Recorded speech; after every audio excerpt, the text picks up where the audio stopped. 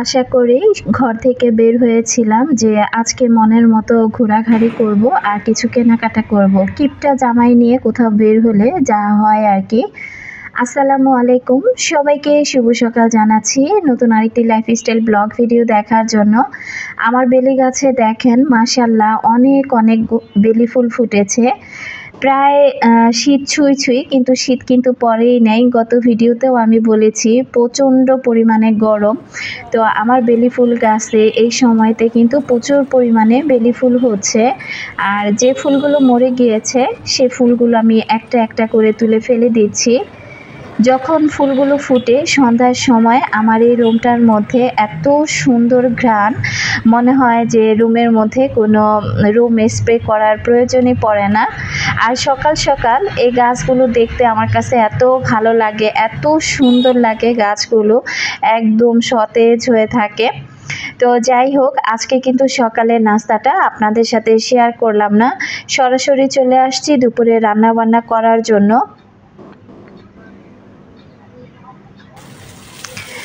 তো এদিক থেকে আমি এই তো তাড়াহুড়া করে একটু রান্না বান্না করে নিচ্ছি। তো আজকে করলা ভাজি করব আলু দিয়ে, আর তেলাপিয়া মাছ রান্না করেছিলাম। তো তেলাপিয়া মাছ রান্নাটা আর আজ আপনাদের সাথে শেয়ার করব না।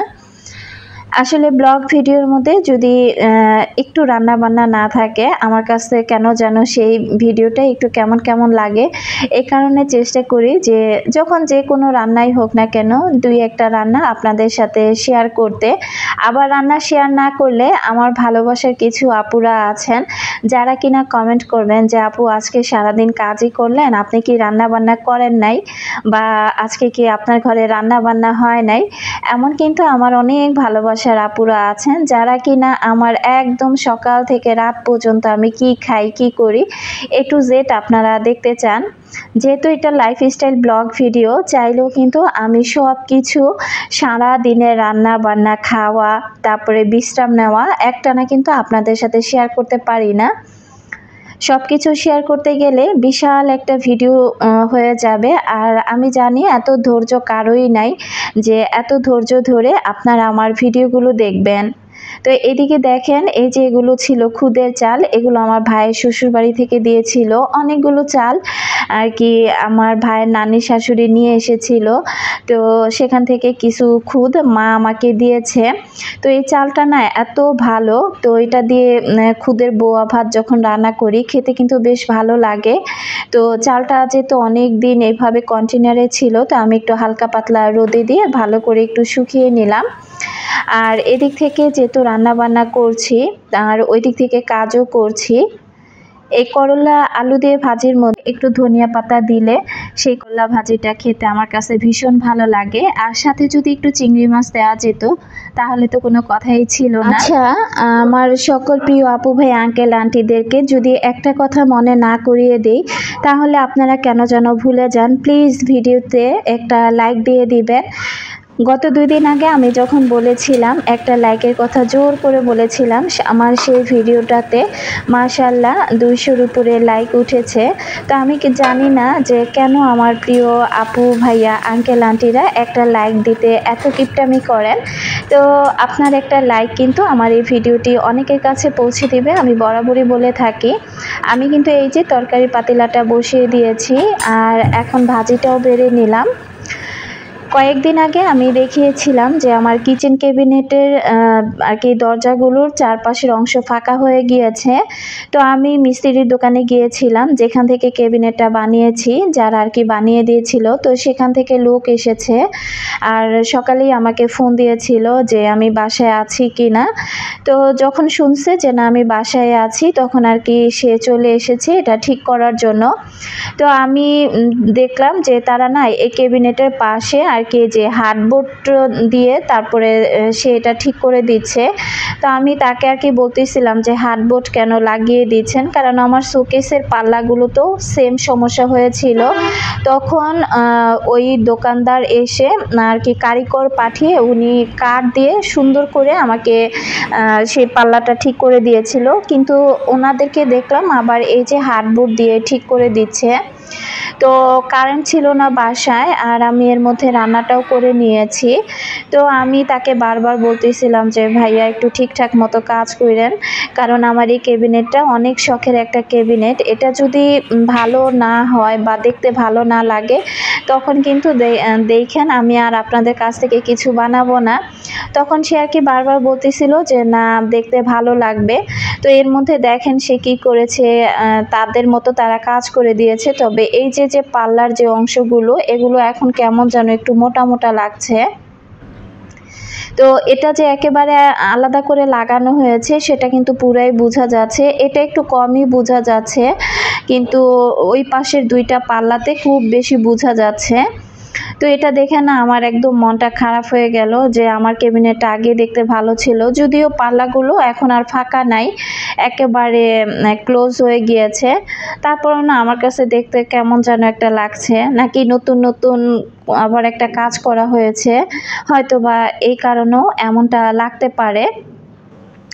তো যাই হোক, কাঠের জিনিস সে আর কি বলতেছিল যে আপা যে কোনো কাঠই হোক বানানোর পর এটা না একটা সময় খুব শুকায় এটা একদম একটু ফাঁকা হয়ে যায়, আবার দেখবেন শীত আসলে এগুলো ঠিক হয়ে যায়।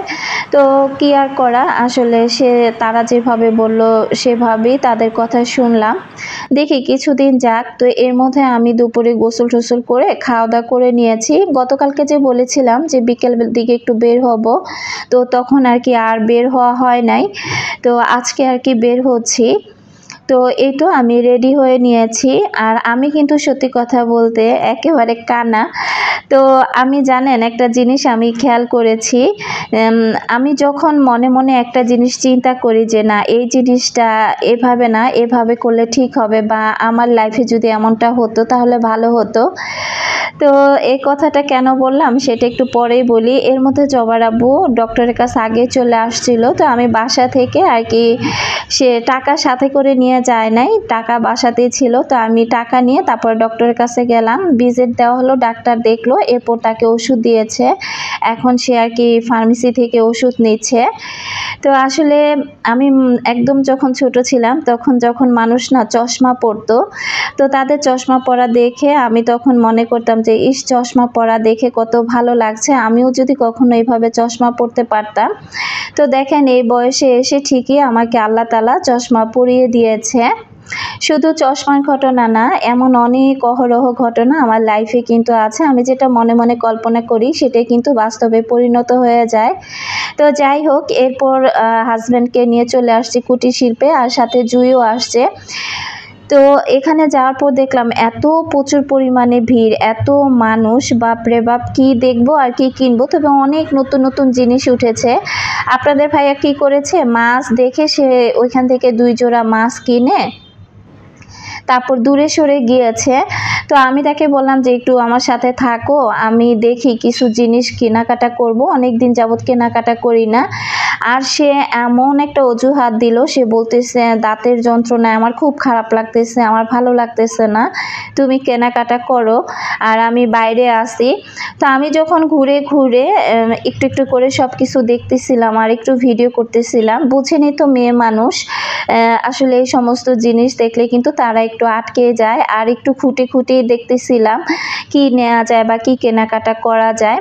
এগুলো যখন দেখতেছিলাম, হুট করে সে আবার পিছন থেকে এসে বলতেছে আমি চলে গেলাম, আমি এখন আর থাকবো না, আমার অস্বস্তি লাগতেছে এত মানুষের মাঝে।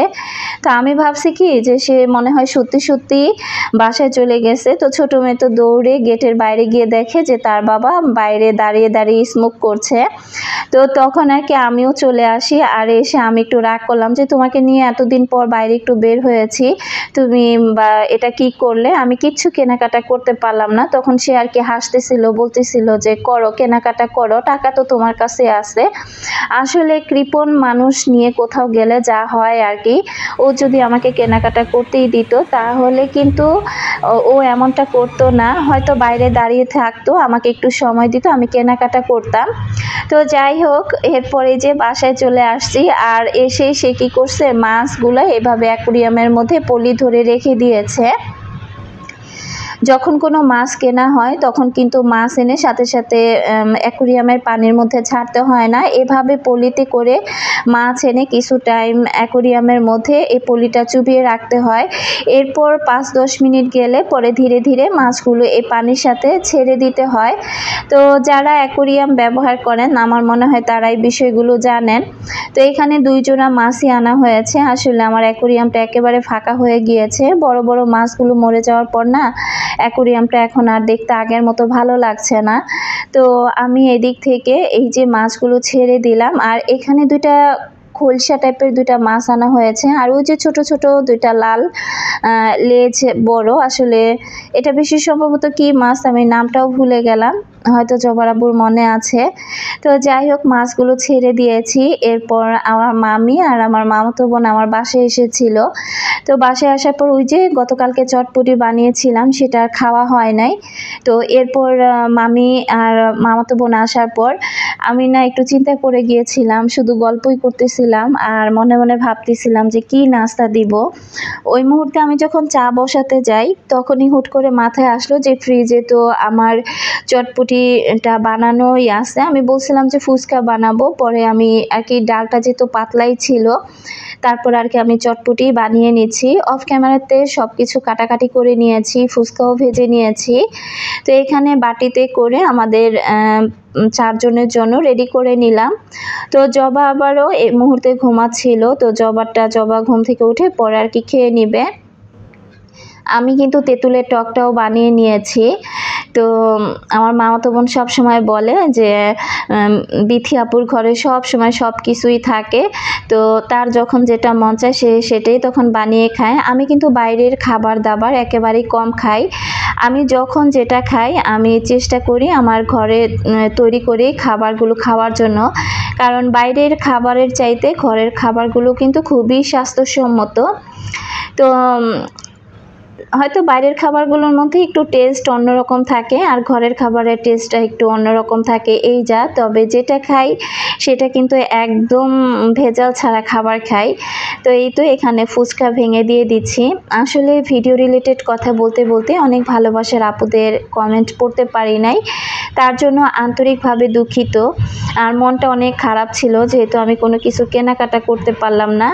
তো জবার আব্বুর সাথে বারবার রাগ করতেছিলাম যে তোমার মতো মানুষকে নিয়ে যে ঘুরতে বের হবে তার এমনিতেই 12টা বেজে যাবে। সে আর কি বারবার হাসতেছিল আর বলতেছিল যাই হোক অন্য সময় গিয়ে তুমি কেনাকাটা করো। আমি জানি যে যতদিন পর্যন্ত তার কোনো জব না হবে ততদিন পর্যন্ত আমি কোনো কিছু কেনাকাটা করতে পারবো না, ওটা আমাকে সে মনের সান্ত্বনা দিয়েছে। তো যাই হোক ওটা কোনো ব্যাপার না, আসলে তার খুশি আমার খুশি। তবে সব সময় যে তার খুশি আমার খুশি হয় সেটা বললেও মিথ্যা হবে, মাঝে মাঝে কিন্তু মনটা অনেক খারাপ হয়ে যায়।